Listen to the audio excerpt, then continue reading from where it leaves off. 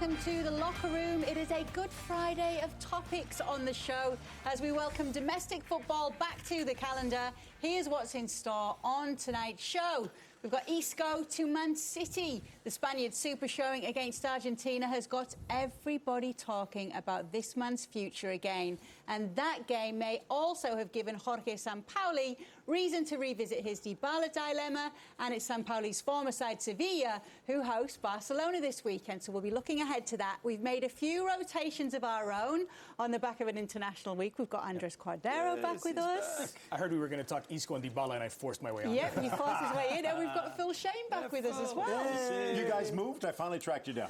And what colour are you wearing, Kate? The wrong colour today. What colour Middlesbrough played against Wolverhampton Wanderers in a big game for Middlesbrough. Middlesbrough got stuffed. She lost the bet. And she wears Wolverhampton Wanderers colours. I know. And you call yourself a smoggy. I did wear my Borough shirt today for work. That's next season's kit for Wolves. It's a nice colour on you anyway. Okay, thank you very much. Yeah, we did. We lost to 9-man Wolves. The less said about that, the better. Let's move on then to talk about some of the topics from tonight's show, including Isco. But before we do that, we've actually decided to start the show with something very special. Now, you may remember last week, Ray made a very special message for our favourite actress and big LAFC fan, Julie Benz, by narrating her life. Well, we've had a response from the lady herself. Woo! Hi, Kay. I just wanted to say thank you so much for my surprise. My life is complete now that Ray Hudson has narrated my life. And Ray, you make my life sound so amazing. Anyway, I'm wearing black and gold today because I am super excited for the LAFC versus Galaxy match tomorrow. It's the Battle of Los Angeles, and I'm going to be there rooting for my favorite players, Carlos Vela, Diego Rossi, Laurent Simon. And I hope to see you and the beIN Sports USA team in Los Angeles very soon. Come visit us, and go LAFC! Yeah! What a lass, That's an offer we can't refuse. It's got you tingling a bit, has it? Let's go speak to the bosses and make sure we get that trip to LA sorted. And we'll also be asking you all later your predictions on that game this weekend. But first, the debate on Isco's future continues after what was a stunning showing from him in Spain's 6-1 thrashing of Argentina this week. Now, after the game, he spoke candidly about the difference in his mentality in playing country against club. He said, in the national team, I have a confidence that in Madrid I do not. He added, perhaps because I've not been able to earn it. Phil, what do you make of his comments? In my mind, there's a lot of people, even Zidane, who are trying to calm him down a little bit, understanding there's a very significant chance he could move in the offseason, saying, no, you're wanted here, you're welcome here, you are a Madrid player. But you can sense he's starting to feel that hunger, what's going on the other side of the fence. And you take a look at what Barcelona's done in recent years to try and shore up Iniesta. This is the guy that's been viewed as the next Iniesta, and on the national team, he's starting to prove it. I have a feeling as much as Real Madrid like him, someone's going to come along with enough money to pry him away and promise him a starting spot. He deserves it. And just look at the stats as well. He started 18 times, he gets sub 13 times.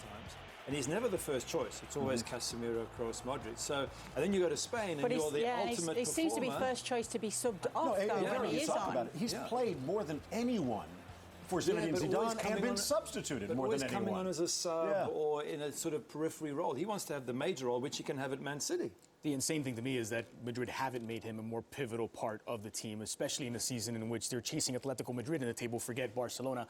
I know it's worked out for Zidane in the past, the way that he works with his rotations, the insistence to go with the BBC for so long, but the Bale versus Isco debate has been over for some time now. And Isco, when I hear him say comments like those after the game, he sounds like a player who's just signed a contract extension back in September and isn't dealing with a contract dispute at the moment, and one who maybe is trying to get into Florentino Perez's ear that it's not just about the money, it's not just about the deal. I want to be an important part of Real Madrid. Yeah. How do you squeeze him into this Madrid side? Where's the best place for him? They won the Champions League last year with him in there. They won the World Championship as well. It can be done, but like Andres said perfectly, the Bale situation is the flying on. Maybe it's Benzema this year. Maybe that one, yeah. But Cristiano, does he go to centre forward and allow them to play in a different way with two up front? We'll see in this Champions League as well. He won't be playing at the weekend against Las Palmas, but they're saving him for the Champions League. You know what I think about him. I mean, he walks on water for me. Yeah, and I've said it for years ago, Gary, and he's just been a brilliant player. He's young as well, Ray. Isn't that a point? At 25, you don't want to lose him when you've got Modric over 30, Kroos is nearly there. You need to keep him happy somehow. That's just it, is that he turns 26 in 3 weeks. And at 26 is when you expect a player to be right at the edge of their prime and giving you their best football and playing every single game unless they're injured or have to be rotated. And this past Ballon d'Or award, Isco finished 12th while not being an every game starter for Real Madrid. If someone like a Manchester City comes in for an Isco, I think he is escalated immediately to the conversation for the Ballon d'Or podium because he's that good. Reports say that Manchester City are interested, and reports state that Guardiola has said, don't worry, under me, you will be playing a lot more minutes. So what does Isco do with that in mind? It's a hard question because, again, from a soccer player's perspective, and he is an epitome of a good soccer player, it's what can you do for the team? But I think so many times we look at it as that. We also have to realize this is his profession. And you're talking about being 26. He figures maybe 2 contracts left where there's big money. And you just take a look at all the money flying around. And he has to realize if he was playing 30, 35 games a season, starting those games, and being the guy that a team was built around, he'd be in that category, and he deserves the shot. It's a wonderful situation for Zidane and Real Madrid because they've got 25 top-class, international-class players, 11 start. Isco knew that when he signed. What's happened is he's become a world-class player under Zidane, and he's absolutely moved the needle along. And now the problem is, where do we go now? And like Gary said, some of the other midfield players at Real Madrid starting to come to the plateau of their career, so maybe this is the time Zidane next year steps him in. You actually said, I thought you were going to say it's perfect for the player himself, because when you get other clubs wanting you, you're allowed to put pressure on. Zidane's now got a problem, because if he doesn't look after him, he doesn't shoehorn him in for a few more games, he's likely to say, you know what, boss, City are going to pay my buyout clause, and I'm off, and I'm going to go and be the number one midfielder. So I think he's in a very good position. This game against Argentina didn't come out of the blue either. I mean, all right, he scored 3 good goals. He had a tremendous game. So, like, this was, like a starburst that we haven't seen before. Yeah, right. I mean, what's new? I mean, a blind man on a galloping horse in a bloody deep, heavy Scottish fog can say this player could play in any team in the world, at any level, any way. And Real Madrid's got him. Real Madrid would be crazy to let him go. But they have so many questions to ask this offseason as to what happens to this team. You're looking at Modric, who's getting up there a little bit. Kroos, maybe a little off what we've seen in recent years. You talked about Bale, Benzema. Both could be gone. Both might stay. You never know, because who works well with Cristiano? So at what point do you see Isco sliding in? You say it's a great problem to have, but it is a problem. Who is the face of Real Madrid next season? Still Cristiano at this point, especially the way he's played since January. Isco moves to Manchester City. Who is the face of Manchester City next season? No, I think you're right. He's got to go. Jesus. He's got to go. Would he be the face of Man City? I look at the way that someone like a Thierry Henry talks about playing under Pep Guardiola and saying, very candidly, I learned to play football again at 30. Thierry Henry, not the guy at the end of a bench. And you have, fellow Spaniard, fellow midfielder, who is apparently tapping up or coveting bringing Isco over. Isco would be, I think, their most marketable player. He's a player who could be an absolute standout for Spain at the World Cup this year. I think he would be the franchise player for City for years to come, and it would elevate him immediately to that podium. With Silva and De Bruyne, with Jesus up front, you slide Isco right behind him? You could play it a number of different ways, but it's that, or maybe Zidane will start you next year. Yeah, Maybe. that's the thing. And for me, City are going to have got every chance of winning the English Premier League for years to come. They might actually surprise us all and go the whole way in the European Champions League. And conversely, and I'm going to upset a lot of Real Madrid fans here, I'm looking at Barcelona and maybe Griezmann comes and they've got Coutinho. And I'm thinking, you stay at Real Madrid, are you always going to come second to Barcelona? Maybe now it's actually a sensible move for him. A good time for him to do it. Now, let's talk about the future of another player, because that 6-1 scoreline means the debate on Paulo Dybala's future also continues to roll on. Now, it's one thing saying that Messi and Dybala find it difficult to play together, but do they have to? Is it really a reason to put the Juve man out of contention altogether? Is he not someone who could be coming on if Messi's not on the pitch? Absolutely, Kay. For me, absolutely. Not just on a squad level, but he gives them such a variety of options during the competition in the game with injuries. His quality has come out with every season now, and it's bewildering how this player it hasn't been. You could throw in Icardi there as well. Icardi's a little bit more different because of the wealth that they have in that position, but Dybala for me should be already on the I'm going to flip it back to the last World Cup from a U.S. perspective, where Jurgen Klinsmann built the team around Josie Altidore. Did not bring another forward because Josie's our guy. He gets hurt in the first game, and they're scrambling from that point on. So I agree with you 100%. The problem for Dybala is he occupies the same space, plays the same role as Messi. What happens if Messi gets hurt in game one? It's nice to have a Dybala to look at. Now, you can argue, can we put both of them on the field together? But he should easily be on the 23. Sure. A player replacing Lionel Messi on the Argentine national team will not give you half of what Messi gives you right now on the Argentine national team. But without Messi, there's a huge gaping hole at this point. As was evidenced, by the way, when we saw them lose 6-1 to Spain, as was evidence in the games that Messi didn't play with the national team when he was retired during World Cup qualifying. But I don't think there is a direct replacement for Messi. And if Messi goes down, I don't buy that Dybala is the solution. I think they have to change fundamentally if Messi goes down. And I'm disappointed that Sampaoli isn't giving more of an effort to try and get Dybala to work. Dybala's only started 3 games under Sampaoli. He's only started 7 games for Argentina in his international career. Yeah. I would like to see them insist on it with whatever games they had left, and then at the buzzer say, it didn't work, we can't count on him. But if he cannot coincide with Messi, I don't think you take up that roster spot for a player that you're not going to play at the World Cup. Messi's not going to be subbed out. He's not going to be rested. So Dybala's just going to sit on the bench pouting. Sorry, but here's a question I can't figure out. If I'm Dybala and I'm being told that I can't play with Messi, and I'm like, okay, because he said something about, okay, in that case, then the coach is right not to pick me.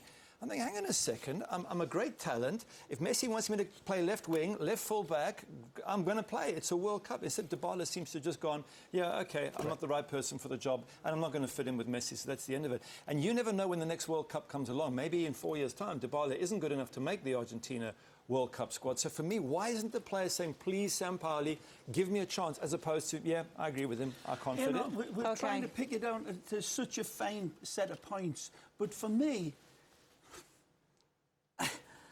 he's an outstanding talent. He's the best player in Serie A. I mean, really. Yeah. I mean, so if I was there was a great question asked about Dalglish to Jock Stein. Where's his best position? How are you going to play him? What's going to happen? He says, oh, man, just get him on the pitch. I mean, really. Forget Higuain, forget Icardi, play with Dybala and Messi up top. All right. I would agree with that. Maybe the two of them disagree with that, though. When we come back, we will ask, can Sevilla undo Barcelona's unbeaten run? Can Il Diavolo have its way with La Vecchia Signora? And can Las Palmas take advantage of Real Madrid's rotations? Stick around.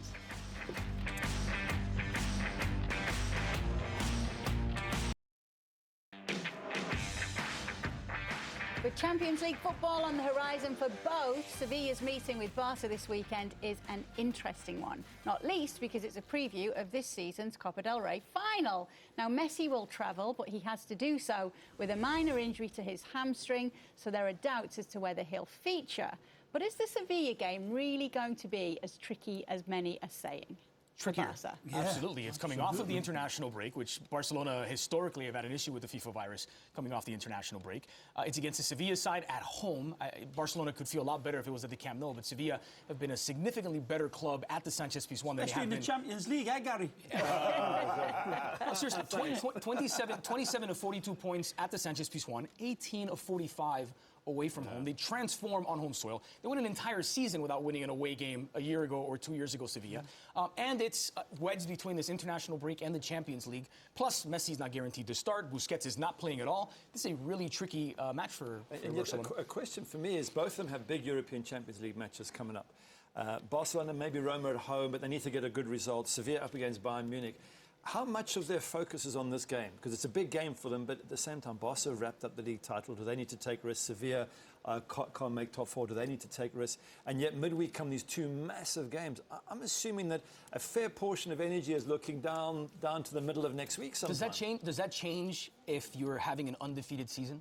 Does that make every single, like when the locker room knows, guys, we've not lost a game. It's not normal. We haven't lost a game in La Liga. Are you maybe that psychological impact of a midweek Champions League game maybe goes away? I think it will be in a lot of the players' heads, in the club's head. It's something that is very, very special.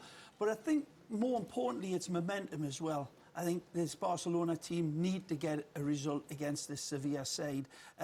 They've certainly got some players, but Iniesta may not be playing. Rakitic was in the United States. They're talking about him being out.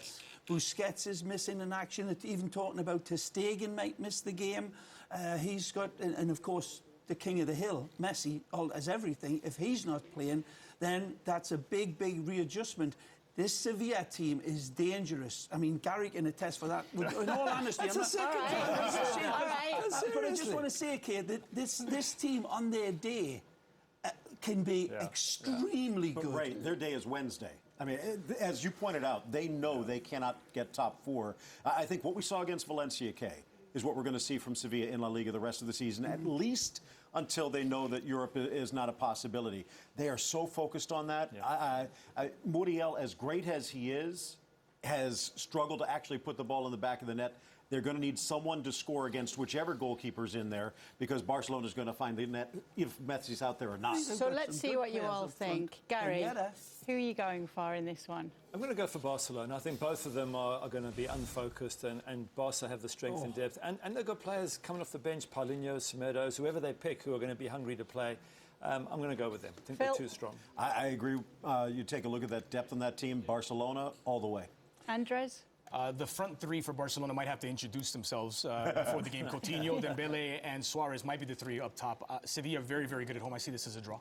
Right. Those players that Henry mentioned have been playing really well as well. Paulinho's come in, Coutinho's looked better, and so the big players coming in to replace the stars have been very good of late. I think it'll be a tremendous game. I don't think there'll be anything. Messi changes everything. If Messi plays, Barca wins. If not, it's a tie. It's a tie. So what's your pick? Yeah. It's a tie. Gotcha. I'm going to go for a draw as well in this one. So there we got 2 for Barca and 3 draws. Now, with only the Champions League left in their sights, Zinedine Zidane's left some key names out of the squad to face Las Palmas, namely Cristiano Ronaldo, Sergio Ramos and Marcelo. Probably a wise move from Zidane, guys.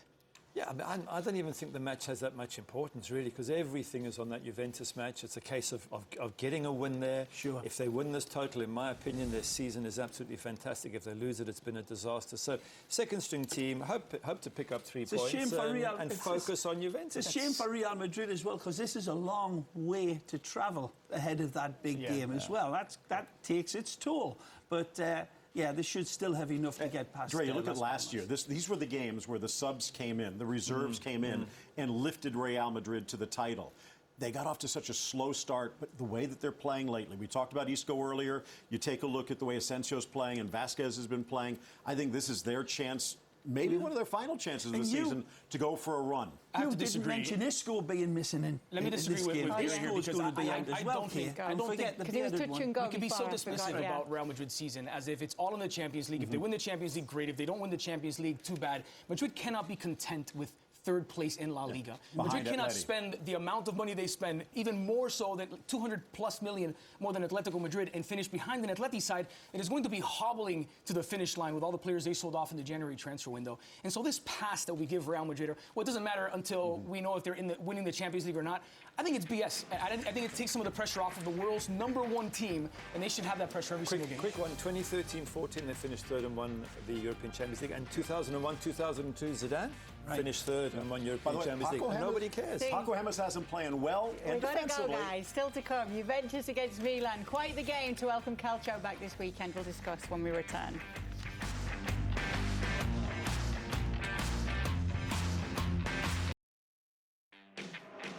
This segment is brought to you by Modelo Especial, brewed with a fighting spirit since 1925. The international connection this week takes us to Italy for one of the Serie A's most iconic fixtures, which right now has its sparkle back, that of Juventus against Milan. Juventus with Madrid on the horizon in the Champions League. Milan unbeaten in the Serie A in the last 10 with 5 wins behind them. Spal took points off Juve before the international break. Can Milan cause some problems in this one? Oh, they can. They're undefeated in Serie A in Will they? 2018. Will they? Probably not. Juve have been so strong in games like these where Allegri keeps them focused. They don't just rotate players to get rested legs out there. They rotate with a purpose. This will be a more defensive-minded Juve side that kind of frustrate teams like Milan that can be a little naive at times. I'm going for the draw. I think Milan will get something out of it because Juve are looking at Real Madrid going, wow, we have a massive, massive game against a great side. And they'll be resting a whole ton of players. And so I'm going for the draw, which means Napoli, if it beats Sassuolo, go level on top. Ooh, Phil, what have you I think picked? that's why I'm going Juventus. And these are the top 2 teams, you'd know this, and deservedly so, in Serie A since the calendar turned. It's 1 versus 2. I just think with Napoli nipping at Juve's heels, a Scudetto on the line, and they're deep enough.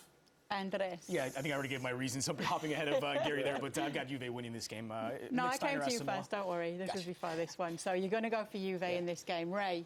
Yeah, I'm going with Juve as well. I think Gattuso's done tremendously well with this Milan team, other than getting beat off your boys, Arsenal, over the 2 legs, which was a catastrophe of performances. But I think Juve has got enough in them, even though they'll be looking ahead to the Champions Ye League. of little faith. I'm going for Milan in this one. Gattuso, Vieri, I know that he'd be going for them Benucci's too. back as well. Make sure Welcome Benucci. Benucci back, yeah. Benucci back in that one. Okay, make sure you don't miss it. Juventus Milan is this Saturday. You can watch that on beIN Sports Connect. You can see that on your phone, your tablet, or your home device, and access 11 channels with all our programming, exclusive live matches and events everywhere, anytime, at no additional cost. Now, we heard from Julie Benz at the top of the show. We know it's El Trafico this weekend. That's what they're calling this game. So we'll go around the table and we'll start with you, Ray. I'm going to go with LAFC. Yes. Hang on. Actually, we've got a bit of a mix-up here, Phil. Hold that thought. Andres Cordero. Because of Bob Bradley, I'd love to go with LAFC, but this is the unveiling of Zlatan, LA Galaxy. Okay, Gary. Zlatan, absolutely. He comes in, he becomes the best ever signing in MLS history. How about that for a statement? Beckham might have something to say about that. The guys that are there already with Alessandrini. Ola Kamara scored a hat trick the same day that Zlatan was introduced. Galaxy all the way. Let's just hope it's a real, passionate, volatile game. Plenty of red cards. Ibra's there. Plenty of Balance it tackles out in. for the plenty Julie of Benz goals. crew. LAFC from me as well. I'm with you, Ray Wilson. Yeah, see, those are Away with you, LAFC Julie colours, Benz. not Wolves. See you next time. LAFC here on The Locker Room. This segment was brought to you by Modelo Especial, brewed with a fighting spirit since 1925.